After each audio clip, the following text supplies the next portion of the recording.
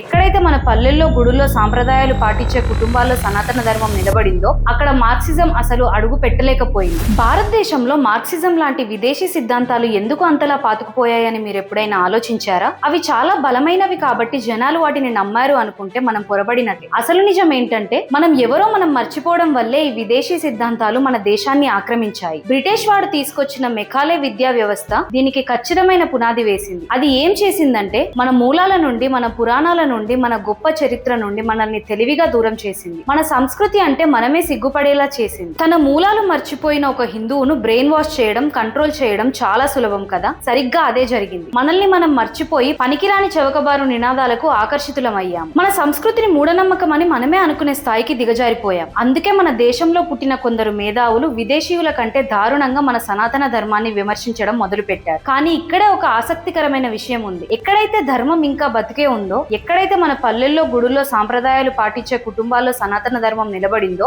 అక్కడ మార్క్సిజం అసలు అడుగు పెట్టలేకపోయింది. దానికి అక్కడ స్థానం దొరకలేదు. అంటే దీని అర్థం ఏంటి? మన ధర్మమే మనకు అతిపెద్ద రక్షణ కవచం. ఒక హిందువుకు తన అసలు గుర్తింపు ఏంటో, తన చరిత్ర ఏంటో తిరిగి గుర్తు చేస్తే చాలు మార్క్సిజం లాంటి సిద్ధాంతాలు పేకమేడల్లా కూలిపోతాయి. అందుకే ఇది కేవలం రాజకీయ పోరాటం కాదు. ఇది మన ఉనికిని, మన సంస్కృతిని కాపాడుకునే పోరాటం. మన మూలాలను మనం తిరిగి వెతుకోవాలి, లేదంటే మనకంటూ ఒక చరిత్ర లేకుండా చేస్తారు. సనాతన ధర్మాన్ని మేల్కొల్పే ఈ విషయంపై మీ అభిప్రాయం ఏంటో కింద కామెంట్స్ లో ఖచ్చితంగా చెప్పండి. మన వాళ్ళందరూ మేల్కొనేలా ఈ వీడియోను ప్రతి ఒక్కరికి షేర్ చేయండి. జై హింద్. ఈ విషయం గురించి ఇంకా క్లియర్ గా తెలుసుకోవాలంటే ఫుల్ వీడియో చూడండి.